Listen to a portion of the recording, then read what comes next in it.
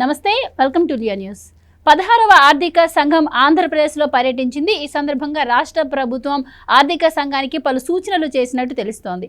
మరి 16వ ఆర్థిక సంఘం ఆంధ్రప్రదేశ్లో పర్యటించడం వల్ల రాష్ట్రానికి ఎలాంటి ప్రయోజనాలు కలగబోతున్నాయి అన్న విషయాన్ని తెలుసుకుందాం. మనతో పాటు ఉన్నారు సీనియర్ జర్నలిస్ట్ సత్యమూర్తి గారు. నమస్కారం సార్. నమస్కారం అండి. సార్, 16వ ఆర్థిక సంఘం ఆంధ్రప్రదేశ్కి వచ్చిన నేపథ్యంలో రాష్ట్ర ప్రభుత్వం నుంచి అంటే ప్రముఖ నగరాలు ఏవైతే ఉన్నాయో విశాఖ, తిరుపతి, అలాగే అమరావతికి ప్రత్యేక గ్రాంట్లు కావచ్చు, ప్రాజెక్టులకు కావచ్చు, మౌలిక సదుపాయాలకి సంబంధించి పలు సూచనలు 16వ ఆర్థిక సంఘానికి రాష్ట్ర ప్రభుత్వం ఇచ్చినట్టు తెలుస్తోంది. సో అసలు ఈ ఆర్థిక సంఘం పర్యటించడం వల్ల ఇప్పుడు నేను చెప్పినట్టు ఎలాంటి ప్రయోజనాలు ఉంటాయంటారు రాష్ట్రానికి? ఇదేంటంటే ఈ ఆర్థిక సంఘాలు ఏం చేస్తాయంటే కేంద్ర ప్రభుత్వం నుంచి రావాల్సిన వాటా, పన్నుల్లో వాటాని నిర్ధారిస్తాయి.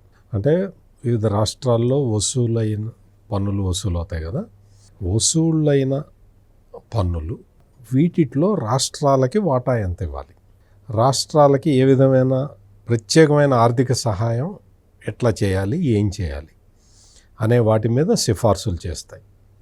అందుకని ఈ ఆర్థిక సంఘాన్ని కలవటం, కన్విన్స్ చేయటం, వాళ్ళకి మనం ఏ డైరెక్షన్లో వెళ్తున్నామో చెప్పటం, వాళ్ళని సానుకూలంగా కొన్ని కోరికలు కోరటం, ఆ కోరికలు వాళ్ళు రికమెండేషన్స్లో వాళ్ళు ఇచ్చేలాగా చేసుకోవటం, ఇదంతా ఒక పెద్ద కసరత్తు. ఇది రాష్ట్ర ప్రయోజనాలు కాంక్షించే ముఖ్యమంత్రి ఉంటే ఈ ప్రాసెస్, నేను చెప్పిన ప్రాసెస్ అంతా జరుగుతుంది. అట్లా కాకుండా ఫైనాన్స్ కమిషన్ వాళ్ళు వచ్చారు, వాళ్ళు ఏదో హోటల్లో దిగారు, వాళ్ళని ఏదో ముఖ్యమంత్రిని కలుస్తారు, కలిసిన తర్వాత వాళ్ళకి ఏదో సెకండ్ ఇచ్చి పంపించేద్దాము అనుకుంటే వాళ్ళకు కూడా రాష్ట్రంతో అటాచ్మెంట్ ఉండదు. వాళ్ళు ఏం రికమెండేషన్ ఇవ్వాలో ఆ రికమెండేషన్ ఇచ్చేస్తారు. కేంద్రం ఆ విధంగా పన్నుల్లో వాటాని ఇస్తుంది, రాష్ట్ర ప్రభుత్వానికి ఇస్తుంది. అలా కాకుండా రాష్ట్రం టార్గెట్ ఏంటి, ఏ విధంగా ముందరికి వెళ్ళాలనుకుంటున్నది, గతంలో జరిగిన విధ్వంసం ఏంటి, నష్టం ఏంటి, ఇప్పుడు కొత్తగా ఆంధ్రప్రదేశ్ని ఏ విధంగా పునర్నిర్మించబోతున్నాం, టార్గెట్ ఏంటి, భవిష్యత్తు ఎట్లా ఉండబోతున్నది, భవిష్యత్తు మెరుగైన భవిష్యత్తు ఉండటానికి ఏ విధంగా ఇప్పుడే ప్లాన్ వేసుకోవాలి అనేవి గనక ముఖ్యమంత్రి స్థానంలో ఉన్న వ్యక్తి వివరించి చెప్పగలిగితే ఆర్థిక సంఘాలు కూడా వాటిని ఆమోదించి వాళ్ళ రికమెండేషన్స్లో పొందుపరచడానికి అవకాశాలు చాలా ఎక్కువగా ఉంటాయి. ఇప్పుడు ఆంధ్రప్రదేశ్ రాష్ట్రంలో చాలా పెద్ద టార్గెట్ పెట్టుకొని చంద్రబాబు నాయుడు నేతృత్వంలో కూటమి ప్రభుత్వం ముందరికి వెళ్తుంది. చాలా పెద్ద టార్గెట్ పెట్టుకుంది. చాలా పెద్ద టార్గెట్ అంటే వృద్ధి రేటు 15%కి రీచ్ కావాలి అనేది, స్టేట్ గ్రాస్ డొమెస్టిక్ ప్రోడక్ట్ 15%కి రీచ్ కావాలనేది టార్గెట్. అది చాలా హయ్యెస్ట్ టార్గెట్ అన్నమాట. అసలు అటువంటి టార్గెట్ ఒకటి పెట్టుకోవాలన్న విషయం కూడా ఈ జగన్మోహన్ రెడ్డి లాంటి ముఖ్యమంత్రులకి తెలియదు. వాళ్ళకి డ్రైవ్ ఉండదు, అటువంటి డ్రైవ్ ఉండదు. ఎంతసేపటికి వాళ్ళ వ్యక్తిగత విషయాలు, మళ్ళీ వచ్చే ఎన్నికల్లో ఓట్లు ఎట్లా వస్తాయన్న ప్లాన్లు వేసుకోవటం తప్ప రాష్ట్రం ఏ విధంగా ముందరికి వెళ్ళాలి, ఎటువంటి ప్రయోజనాలు మనం ప్రజలకు అందించాలి అన్న ఒక ఐడియా, అటువంటి ఐడియాలు కూడా వాళ్ళకేమి ఉండవు. ఇక్కడ ఆంధ్రప్రదేశ్ ప్రస్తుత ప్రత్యేక పరిస్థితి ఏంటి అంటే 5 సంవత్సరాల ఆర్థిక విధ్వంసం తర్వాత చంద్రబాబు నాయుడు టేకప్ చేసి దీన్ని ముందరికి తీసుకెళ్ళటం, 15% వృద్ధి రేటుని టార్గెట్గా పెట్టుకోవటం అనేది అసలు మామూలుగా అయితే ఏ ముఖ్యమంత్రి కూడా ఇంత విధ్వంసం జరిగిన తర్వాత, ఎంత విధ్వంసం జరిగింది అంటే ఆంధ్రప్రదేశ్ రాష్ట్రం విడిపోయిన తర్వాత విభజిత ఆంధ్రప్రదేశ్కి కొంత నష్టం జరిగింది. ఆ నష్టానికి 100 రెట్లు ఎక్కువ జగన్మోహన్ రెడ్డి పాలన వల్ల జరిగింది. అంటే ఉన్న వనరులు, ఉన్న ఆదాయము అంతా కూడా హైదరాబాద్కి వెళ్ళిపోయి, హైదరాబాద్ తెలంగాణ రాజధానిగా మారిపోయిన తర్వాత ఆంధ్రప్రదేశ్కి రాజధాని లేని పరిస్థితి, ప్లస్ జనాభా ప్రాతిపదికన అప్పులు డివైడ్ చేసి అప్పులు ఇచ్చిన పరిస్థితి, తెలంగాణనేమో మిగులు రాష్ట్రంగా అయిన పరిస్థితి, ఆంధ్రప్రదేశ్ ఏమో లోటు రాష్ట్రంగా అవతరించిన పరిస్థితి. అటువంటి పరిస్థితి నుంచి మొదటిసారి ముఖ్యమంత్రి అయినా అంటే 2014 నుంచి 2019 వరకు ఒక రాజధానికి రూపకల్పన చేయటం, కొంచెం రాష్ట్రాన్ని ముందరికి తీసుకెళ్లే ప్రయత్నం చేయటం, అది చంద్రబాబు నాయుడు అప్పుడు చేసిన పని. 19 నుంచి 24 వరకు విధ్వంసం జరిగింది, ఆర్థిక విధ్వంసం జరిగింది. ఈ ఆర్థిక విధ్వంసం కారణంగా మొత్తం అసలు ఆంధ్రప్రదేశ్ అంటేనే ఒక ఒక ఒక ఇమేజ్ పోయేలాగా తయారైపోయింది. అటువంటి పరిస్థితుల్లో మళ్ళీ వచ్చిన కొత్త ముఖ్యమంత్రి ఏమో వేరే ముఖ్యమంత్రి చంద్రబాబు నాయుడు కాకుండా వేరే వాళ్ళు అయితే ఇవన్నీ సెట్ చేయటానికే తలప్రాణం తొక్కొచ్చేది. కానీ ఇక్కడ ఏంటి అంటే మొత్తం 24,000 కోట్ల రూపాయలు ఇప్పటికీ, అంటే దాదాపుగా 9 నెలల కాలంలో జగన్మోహన్ రెడ్డి ఎగ్గొట్టిన ఆ బిల్లులు అవన్నీ కూడా దాదాపుగా 24,000 కోట్ల 800 అంటే దాదాపు 25,000 కోట్ల రూపాయలు జగన్మోహన్ రెడ్డి ఎగ్గొట్టినవి చెల్లించారు. అంటే ఎంత రాష్ట్ర ప్రభుత్వం మీద ఎంత బర్డెన్ పడదో చూడండి. ఇంకొక ప్రధానమైన విషయం ఏంటంటే జగన్మోహన్ రెడ్డి ఏం చేశాడు అంటే సెంట్రల్ స్పాన్సర్డ్ స్కీమ్స్ కొన్ని ఉంటాయి. కేంద్ర ప్రభుత్వం రాష్ట్రాల్లో అమలు చేసే పథకాలు. ఈ పథకాలు ఒక 3-4 రకాలు ఉంటాయి. ఒకటి ఏంటంటే 100% గ్రాంట్ ఇస్తారు. అంటే డబ్బులు అటు తీసుకొచ్చి వాళ్ళకి, అంటే ట్యాక్స్ డెవల్యూషన్ కాకుండా, అంటే పన్నుల్లో వాటా కాకుండా ఇవి అదనంగా వచ్చేవి. ఈ అదనంగా వచ్చేవి ఏంటి అంటే కొన్ని స్కీమ్స్ కేంద్ర ప్రభుత్వం ఒక డైరెక్షన్లో, దేశాన్ని ఒక డైరెక్షన్లో నడిపించడానికి కొన్ని స్కీమ్స్ తీసుకొని వాటికి గ్రాంట్ 100% గ్రాంట్ తోటి కొన్ని స్కీమ్స్ ఇస్తుంది. కొన్ని స్కీమ్స్కి 70% మేము గ్రాంట్ ఇస్తాము, 30% రాష్ట్ర ప్రభుత్వం పెట్టుకోవాలంటుంది. ఇంకా కొన్ని స్కీమ్స్కి మేము 30% పెడతాము, మీరు 70% పెట్టుకోండి అని రాష్ట్ర ప్రభుత్వానికి సంబంధించిన విషయాల్లో కొన్ని ఉంటాయి. ఇటువంటి స్కీమ్స్ ఉంటాయి అన్నమాట. జగన్మోహన్ రెడ్డికి కేంద్రానికి సంబంధించిన వాటా ఇవ్వటానికి కూడా చేతులు రాక లక్షల కోట్ల రూపాయలు కేంద్రం నుంచి ఫ్రీగా ఉచితంగా, అంటే నువ్వు 30 రూపాయలు పెడితే కేంద్రం 70 రూపాయలు ఇస్తుంది, అటువంటి స్కీములు కూడా వదిలేశాడు. మొత్తం అసలు మామూలుగా కాదు, అటువంటివి మొత్తం 13,000 కోట్ల రూపాయలు కేంద్ర స్కీములకి మేము చంద్రబాబు నాయుడు ఏం చేశాడంటే, మేము ఆ సంవత్సరం ఇవ్వాలి కదండి, మాకు ఆ గవర్నమెంట్ ఇవ్వలేదు కదా, మేము మా కాంట్రిబ్యూషన్ ఇస్తాం, మీరు ఆ పాత బడ్జెట్ నుంచి ఆ బాకీలు మాకు ఇవ్వగలుగుతారా అంటే 30 రూపాయలు ఇస్తే 70 రూపాయలు ఇచ్చే స్కీమ్స్ ఉన్నాయి కదా. 30 రూపాయలు రాష్ట్ర ప్రభుత్వం ఇస్తే 70 రూపాయలు కేంద్రం ఇచ్చే స్కీమ్స్ ఉన్నాయి కదా, వాటిని మళ్ళీ బతికిస్తాము, 30% కడతాం మేము, మీరు 70% గ్రాంట్ ఇస్తారా, మేము ఆ స్కీమ్ ఇంప్లిమెంట్ చేస్తామని బతిలాడుకొని మురిగిపోయిన కేంద్ర పథకాలను కూడా బతికిచ్చాడు ఈ చంద్రబాబు నాయుడు. అంటే రాష్ట్రానికి ఎంత మేలు జరిగిందో మీరు ఆలోచించండి. జగన్మోహన్ రెడ్డి ఆ 30% కాంట్రిబ్యూషన్ కట్టడం ఇష్టం లేక కేంద్ర ప్రభుత్వ పథకాలన్నీ మురగబెట్టేస్తే సాధ్యమైనంత వరకు వాటిని బతికిస్తూ ఉన్నాడు చంద్రబాబు నాయుడు. ఇది 16వ ఆర్థిక సంఘం దృష్టికి కూడా తీసుకెళ్ళి మేము ఈ విధంగా మేము చేసుకుంటున్నాం, కేంద్ర ప్రభుత్వం ఇచ్చిన డైరెక్షన్లో రాష్ట్ర ప్రభుత్వం నడుస్తుంది కాబట్టి మీరు సహాయం పెంచండి అని ఒకటి చెప్పటం.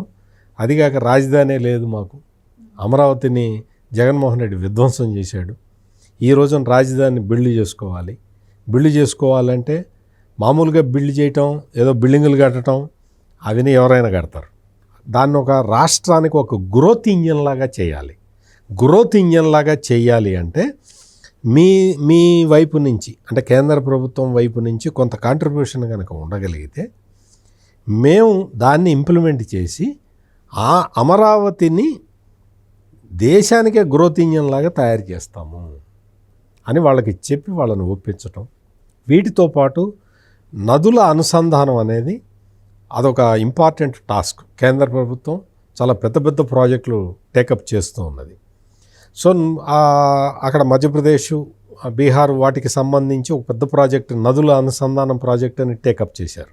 ఆ తరహాలో మేము పోలవరం నుంచి బనకచెర్లకి వాటర్ తీసుకెళ్తాం. అంటే కృష్ణా గోదావరి నదుల అనుసంధానం. ఈ కృష్ణా గోదావరి నదుల అనుసంధానాన్ని మేము టేకప్ చేస్తాం. పోలవరం గోదావరి మీద ఉంటుంది, బనకచెర్ల కృష్ణా నది మీద ఉంటుంది. ఈ రెండింటిని వయా వెలిగొండ లింక్ చేయటం, ఇది ఒక పెద్ద బృహత్తరమైన ప్రాజెక్టు. ఈ ప్రాజెక్టుని మేము టేకప్ చేయబోతున్నాం. సో అందుకని మాకు ఈ ప్రాజెక్టుని టాప్ ప్రయారిటీలో తీసుకోవాలి. మేము దీనికి సంబంధించి ఎట్లా వర్కౌట్ చేయాలి అంటే, మీకు తెలంగాణలో కాళేశ్వరం ప్రాజెక్టు కడితే ఆ కాళేశ్వరం ప్రాజెక్టుకి నీళ్లు ఎత్తిపోయటానికి అయ్యే కరెంటు బిల్లు కట్టలేక తెలంగాణ ప్రభుత్వం ఇబ్బంది పడుతున్నది. అటువంటి ఇబ్బంది లేకుండా ఇక్కడ ఎత్తిపోసిన నీళ్ళకి అయ్యే కరెంటు ఖర్చుని ఆ నీళ్లు పారే టైంలో అక్కడ విద్యుత్ ప్రాజెక్టు కడతాం. ఆ విద్యుత్ ప్రాజెక్టు నుంచి వచ్చే జనరేట్ అయ్యే కరెంటుని దీనికి వాడతాం అని ఈ విధంగా ఒక ప్రాజెక్టుని డిజైన్ చేసి చూపించారు. అది పోలవరం బనకచెర్ల ప్రాజెక్ట్. పోలవరం 2027 డిసెంబర్ కల్లా పోలవరం ఫేజ్ 1 అయిపోతుంది. ఫేజ్ 1 అయిపోయి నీళ్లు పారుతాయి. నీళ్లు ఆ పారిన నీళ్లని కృష్ణానదితోటి లింక్ చేయడానికి పోలవరం బనకచెర్ల ప్రాజెక్టుని రూపకల్పన చేశారు.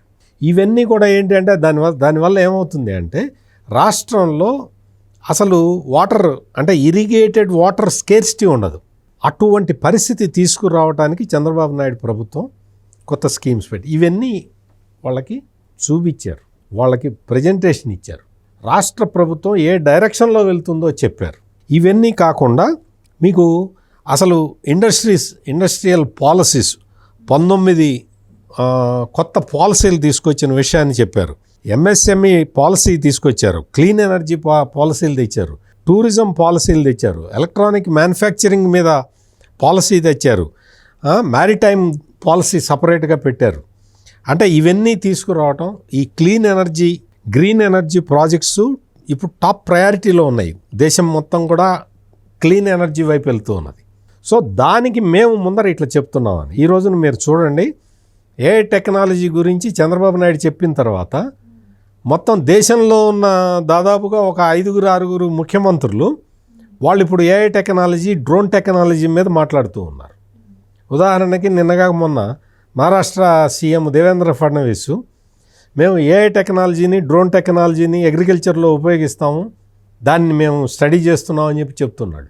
అట్లా చాలామంది ముఖ్యమంత్రులు కూడా ఇట్లా ఈ విధంగా వాళ్ళ డైరెక్షన్ని మార్చుకుంటున్నారు చంద్రబాబు నాయుడిని చూసి.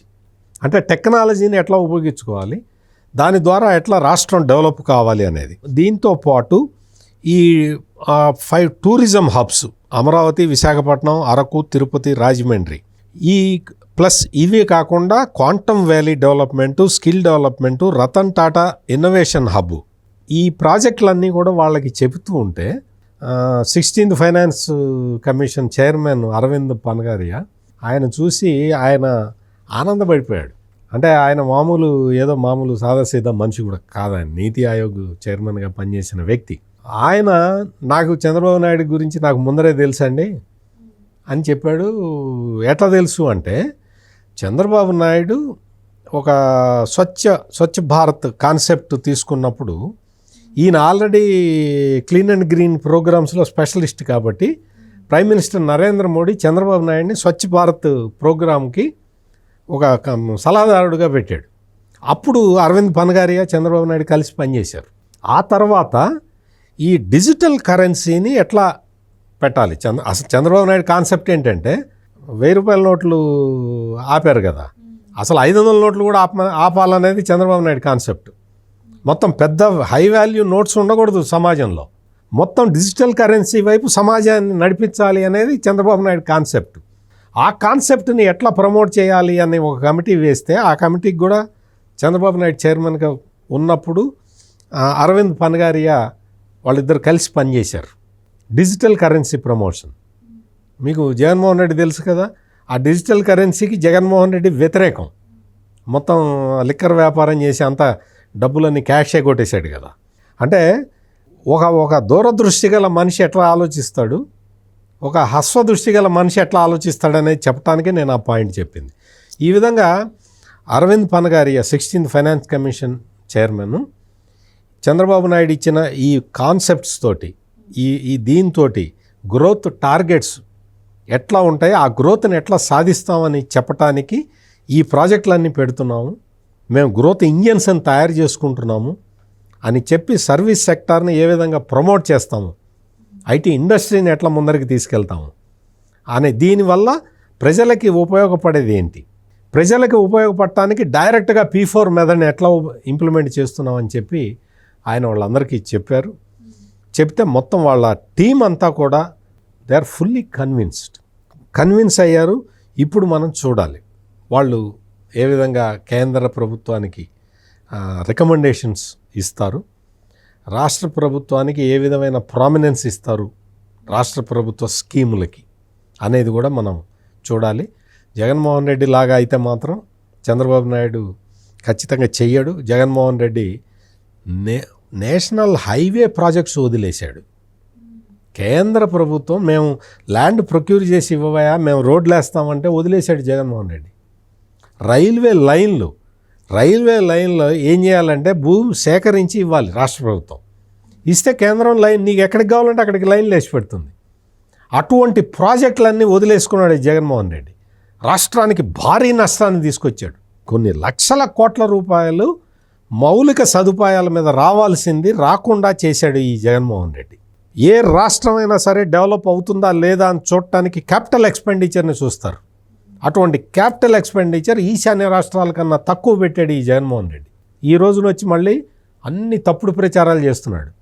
నేను క్యాపిటల్ ఎక్స్పెండిచర్ చంద్రబాబు నాయుడు కన్నా ఎక్కువ పెట్టానని చెప్తున్నాడు. నిన్న ఇచ్చిన ప్రజెంటేషన్లో జగన్మోహన్ రెడ్డి టైంలో క్యాపిటల్ ఎక్స్పెండిచర్ మొత్తం తగ్గిపోయింది అన్న విషయాన్ని సాధికారికంగా చంద్రబాబు నాయుడు వివరించి చెప్పాడు 16వ ఆర్థిక సంఘానికి. క్యాపిటల్ ఎక్స్పెండిచర్ని పెంచుతున్నాను నేను అని చెప్పి క్లియర్ కట్గా చెప్పాడు. సో మౌలిక సదుపాయాలని కల్పించటానికి, మౌలిక సదుపాయాలు కల్పిస్తేనే రాష్ట్రం పురోగతి చెందుతుంది అని చెప్పటానికి చంద్రబాబు నాయుడు ఇవన్నీ చెప్పి కేంద్రం నుంచి 16వ ఆర్థిక సంఘం నుంచి ఎక్కువ సహాయం ఆశిస్తున్నట్టు, ఏ సహాయం కావాలో కూడా ఆయన డీటెయిల్గా చెప్పాడు. Let us hope for the best. Right sir, thank you so much. నమస్కారం అండి.